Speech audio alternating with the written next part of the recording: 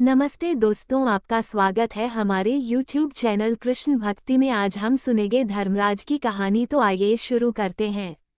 एक समय की बात है कि नैमिषारण्य में सहस्तों, शौनक आदि ऋषि गण परम श्रद्धा के साथ पुराणों के मर्मज्ञ सूत जी महाराज से पूछने लगे, भगवान, हम आपके मुखारविंद से धर्मराज जी की कथा, उसका विधान तथा महात्म्य सुनना चाहते हैं, सो आप हमें कृपा करके यही सुनाए। सूत जी बोले, हे ऋषियों, आप लोगों ने मुझे से मनुष्यों के कल्याण कामना से मुझसे ये पूछा है, अतः आज मैं आप लोगों को धर्मराज की कथा सुनाता हूँ। सारे तीर्थ तथा व्रत करने से तथा नाना प्रकार का दान हो देने वाले मनुष्य भी जिनके उद्यापन को किए बिना सुख के भागी नहीं हो सकते। इस विषय में आप लोगों को इस लोक में सुख और आगे स्वर्ग की प्राप्ति के लिए धर्मराज जी की श्रेष्ठ कथा कहूँगा। आप लोग विश्वास रखकर श्रावण करें। पूर्व काल की बात है कि राजा बब्रुवाहन महोदयपुर में राज्य करता था। वह राजा बड़ा धर्मात्मा, दयालु तथा गौ, ब्राह्मण और भक्त पूजक था। उसके राज्य में हरिदास विष्णु सेवक बड़ा तेजस्वी था। तदनुसार उसकी पत्नी भी बहुत सुशील और धर्मवती थी, जिसका नाम गुणवती था। हरिदास विष्णु सेवक बड़ा तपस्वी था। तदनुसार उसकी पत्नी श्री भगवान की भक्त और पतिव्रता थी। उसने प्राय सभी प्रसिद्ध देवताओं के व्रत किए, परंतु धर्मराज की यानी धर्मराज नाम से प्रभु की सेवा कभी नहीं की। वह गणेश के, चंद्रमा के, हरतालिका आदि देवियों के, राम कृष्ण जन्माष्टमी, महाशिवरात्रि आदि शिव जी के सभी व्रत किया करती थी। बड़ी श्रद्धा से एकादशी का व्रत करती हुई यथाशक्ति दान भी करती थी रहती थी और अतिथि सेवा से कभी विमुख नहीं रही। इस प्रकार धर्मप्रायण यह वृद्धा अवस्था में मृत्यु को प्राप्त हुई तो धर्मचरण के प्रभाव से यमदूत उसे आदर पूर्वक धर्मराज के पुर को ले गए। दक्षिण दिशा में पृथ्वी से कुछ ऊपर अंतरिक्ष में धर्मराज का बड़ा भारी नगर है, जो कि पापी लोगों को भयकारी है। धर्मराज का पुर 1000 योजन का है।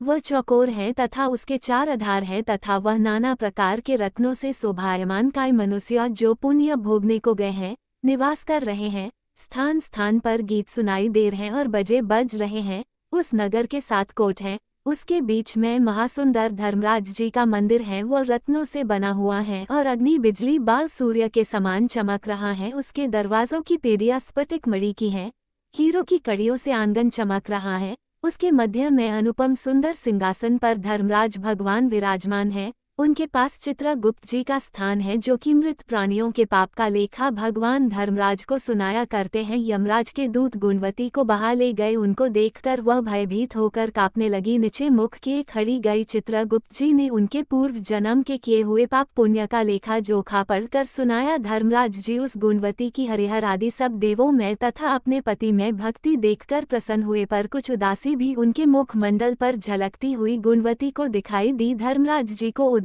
देखकर गुणवती ने निवेदन किया कि हे प्रभु, मेरी समझ में कोई दुष्कृत्य नहीं किया, फिर भी आप उदास क्यों हैं? इसका कारण बताइए। धर्मराज जी ने कहा, हे देवी, तुमने व्रत आदि से सब देवों को संतुष्ट किया है, परंतु मेरे नाम से तुमने कुछ भी दान पुण्य नहीं किया है। ये सुनकर गुणवती ने कहा, हे भगवान, मेरा अपराध क्षमा करें, मैं आपकी उपासना नहीं जानती थी। अब आप ही कृपया करके उपाय बताइए जिससे मनुष्य आपके प्रीति के पात्र बन सके। यदि मैं आपके भक्ति मार्ग को आपके मुख से श्रवण कर वापस मृत्यु लोक में जा सकूं तो आपको संतुष्ट करने का उपाय करूंगी। धर्मराज ने कहा, सूर्य भगवान के उत्तरायण में जाते ही जो महापुण्यवती मकर संक्रांति आती है, उस दिन से मेरी पूजा शुरू करनी चाहिए। इस प्रकार साल भर मेरी कथा सुने और मेरी पूजा करे, इसमें कभी नागा नहीं करे। आपातकाल आने पर भी मेरे धर्म के इन 10 अंगों का पालन करता रहे। घृत यथा लाभ, संतोष, क्षमा, नियम द्वारा मन को वश में करना, किसी की वस्तु को नहीं चुराना, मन से पर स्त्रियों या पुरुषों से बचना यानी मन की शुद्धि और शारीरिक शुद्धि, इंद्रियों के वश में रहना, बुद्धि की पवित्रता यानी मन में बुरे विचार न आने देना, शास्त्र विद्या का स्वाध्याय यानी पाठ, पूजा, कथा श्रवण या व्रत रखना और तदा अनुसार दान पुण्य करना, सत्य बोलना, सत्यता का ही व्यवहार और क्रोध न करना, ये 10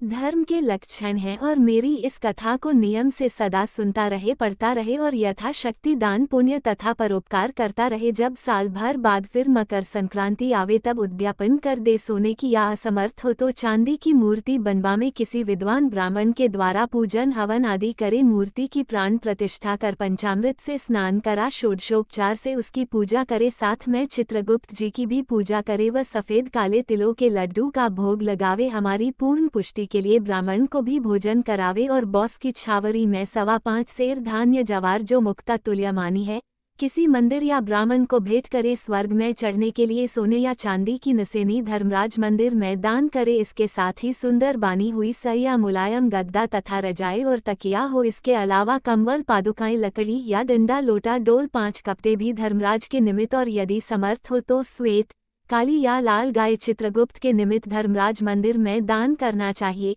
ये सभी वस्तुएं सर्वसाधारण के लिए हैं, धनवान व्यक्ति और भी दान करे तो उत्तम है। गुणवती ने धर्मराज जी से प्रार्थना की, हे प्रभु, यदि ऐसी बात है, यमदूतों से मुझे छुड़ाकर फिर संसार में भेजिए, जिससे मैं आपके कथा का प्रचार कर सकूं। ज्यों ही उसकी प्रार्थना पर भगवान धर्मराज जी ने गुणवती को भूलोक पर वापस जाने स्वीकृति दे दी। उसी समय उसके मृत शरीर में पुनः प्राणों का संचार हो गया और उसके पुत्र कहने लगे, हमारी माता जी भी जीवित गई। इसके बाद गुणवती ने अपने पति और पुत्र आदि को सब बातें बताई जो धर्मराज जी ने मनुष्यों के कल्याण के लिए कही थी। और गुणवती ने मकर संक्रांति से विधिवत उसने धर्मराज जी की प्रतिदिन पूजा और कथा आरंभ कर दी और स्वर्ग जाने के लिए दान पुण्य कर्म आदि भी आरंभ करने लगी। इस प्रकार गुणवती साल भर कथा सुनकर धर्म के 10 अंगों का पालन कर जब पुनः मृत्यु उपरांत वापस स्वर्ग में, देवताओं ने गुणवती का आदर किया और सदा स्वगीर्य भोगों को भोगती रही। सूत महाराज ने सनकादिक ऋषियों से कहा, हे मुनियों, जिस घर में स्त्री या पुरुष इस धर्मराज भगवान की व्रत कथा को श्रद्धा पड़े तो वो दुखों से मुक्त हो जाते हैं तथा संपूर्ण दान देने से पाप मुक्त हो जाते हैं।